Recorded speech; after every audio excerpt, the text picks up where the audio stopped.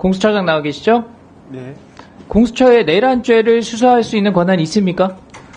공수처법에 의하면 직권남용 권리행사 방해죄에 대해서 공수처가 수사권을 갖습니다. 이와 관련된 범죄에 대해서는 수사를 할 수 있다라고 공수처법에 명시되어 있습니다. 공수처법 어디에도 내란죄를 수사할 수 있다 이런 직접적인 규정은 없는 것이고 다만 직권남용에 대해서 수사할 수 있기 때문에 연결된 사건으로 내란 혐의를 들여다보겠다 지금 이런 말씀이시죠? 네, 그렇게 해서 수사권이 인정되고 또 그에 터잡아 법원에서 여러 차례에 걸쳐서 체포영장이 구속영장, 체포영장이 발부되었습니다. 좋습니다. 제 주장은 알고 있어요. 내란죄를 수사할 권한이 없고 직권남용을 수사할 수 있는데 직권남용에 대해서는 현직 대통령의 경우에 헌법 제84조에서 내란이나 외환의 죄를 제외하고는 형사소추를 받지 않는다. 그렇기 때문에 공수처가 내란 혐의도 지금 수사할 수가 없고 직권남용에 대해서 현직 대통령 신분일 때는 수사할 수가 없다. 이게 법조계의 통일된 의견이에요. 공수처가 어떤 권한으로 지금 이 수사를 진행하냐는 겁니다. 형사소추는 사건이 들어보세요. 사건이 중대하고 국민 관심이 높으면 없는 권한이 생기는 겁니까? 정의를 실현하겠다? 이런 명분이면 없던 권한도 생기는 겁니까? 이렇게 해석해도 저렇게 해석해도 공수처가 수사할 수 있는 권한이 보이지가 않아요. 권한 없는 행위를 하는 것이 바로 직권남용이다. 공수처장님 그리고 지금 수사를 지휘하고 있는 검사들이요. 나중에 시간이 지나서 냉정하게 이 상황을 돌이켜봤을 때 직권남용으로 처벌받을 것을 각오해야 될 상황이에요. 제가 그것을 요구하진 않겠지만 엄중하게 경고합니다. 그리고 얼마 전에 민주당에서 단독으로 발의하고 본회의까지 통과된 우리 특례법이 있었습니다. 거기에 대해서는 특정 범죄에 대해서 공소시효를 폐지하고 있어요. 그런데 여기 보면은 수사기관에 근무하는 자가 직권남용하면 평생 소추받을 수 있도록 규정되어 있습니다. 지금 당장은 아니더라도 3년 뒤, 5년 뒤, 10년 뒤, 20년 뒤에라도 언제든지 지금 권한 밖의 행위를 하는 것에 대해서 문제가 될 수 있다는 점을 제가 말씀드립니다. 자, 조금 전에 법원에서 영장 발부했기 때문에 거기에 근거를 두고 수사를 한다 이런 취지로 말씀하신 거 맞습니까?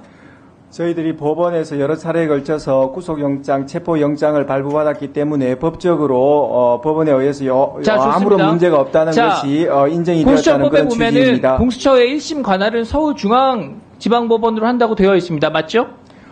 그것도 있지만 원래 형사소송법에 의한 재판 관할권, 피의자의 소재지, 그 다음에 좋습니다. 주소지 등에 대한 관할권도 그대로 가지고 예외가 있습니다. 있다는 거죠. 그런데 예외를 적용하려면 서울중앙지법에서 할 수 없는 이유가 명확하게 있어야 다른 법원에서 한다는 그 명분이 설득력을 얻는 겁니다.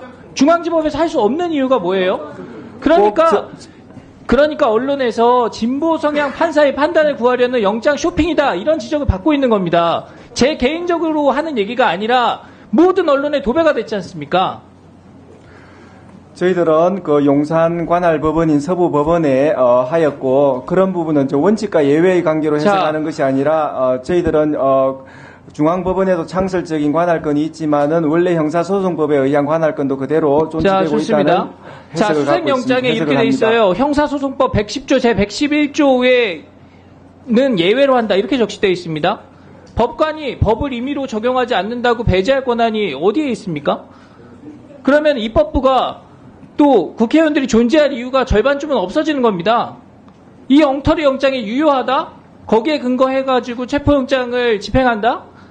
어떤 범죄 혐의가 있는 국회의원한테 법원에서 영장을 내면서 이 사람은 너무 나쁜 사람이니까 면책특권이 있지만 이번에는 예외로 해. 회기 중이지만 바로 체포하는 걸로 하지 뭐. 이런 식으로 써놓으면은 그 의원은 체포할 수 있는 겁니까? 아무리 국회의원이 얄밉고 그 중대 범죄를 하더라도 법에서 정하는 원칙을 지켜야 되는 거죠. 중요한 사건일수록 더 그렇습니다. 우리나라에서 중요한 사건들 다 정치적인 연관성이 있는 사건입니다.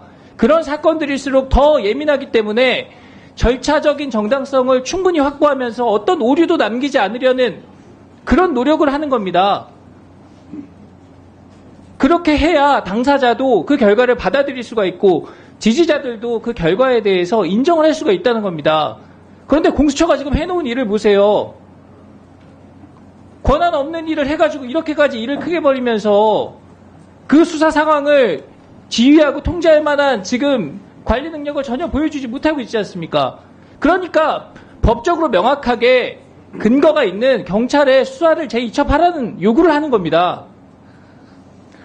의원님, 그 부분에 대해서 말씀드리겠습니다. 형소법 110조와 111조는 군사비밀, 공무상 비밀을 보호하기 위해서 그러한 장소 물건에 대한 압수수색할 때 책임자의 내용 승낙을 충분히 받으라는 알고 그런 있습니다. 조항입니다. 제 얘기를 유념해서 이 들으세요. 사건은 체포영장, 그만하세요. 체포를 위한 수색이어서 그런 조항이 적용되지 않는다는 당연한 법리를 확인하고 있는 그런 상황입니다. 예, 자, 제 주장 잘 알고 있습니다. 제 말을 새겨 들으세요. 처장님과 지금 이 수사에 관여하는 분들, 지금 제대로 된 법적인 권한을 가지고 하는 것인지, 이 정치적인 상황에 몰려서 억지로 떠밀려서 이 수사를 하는 것인지, 그리고 그 책임은 누가 질 것인지 잘 한번 판단해 보시기 바랍니다. 자, 법원행정처장님. 예. 제가 영장의 문제점 말씀드렸습니다. 우리 사법 역사에 이런 영장이 있었습니까? 이거 아무리 법관이 독립적으로 재판하고 이 권한이 있다 하더라도 사법부의 권위나 사회적인 신뢰를 무너뜨리는 그런 결과로 이어질 수 있다. 저는 그렇게 생각합니다. 다른 법관들의 어떤 동요나 이런 부분이 없는지 한번 잘 살펴보시기 바랍니다. 말씀을 드릴까요? 예. 예, 우리 위원님 말씀 제가 의견 존중합니다만은 두 가지만 말씀을 드리겠습니다. 첫째는 이제 110조 적용 여부에 대해서는 형사소송 주석서를 비롯한 형사 다수 학설도 물적인 압수수색 그리고 인적인 체포수색의 경우에는 달리 취구하는 것이 맞다는 견해를 취하고 있는 것으로 알고 있습니다. 최종적으로 이 부분이 대법원에서 어떤 판단이 나올지는 지켜봐야 되겠지만 이와 같이 이제 여러 가지 견해가 있고 또 그 당시 영장 판사는 주류적인 견해를 따른 것으로 보입니다.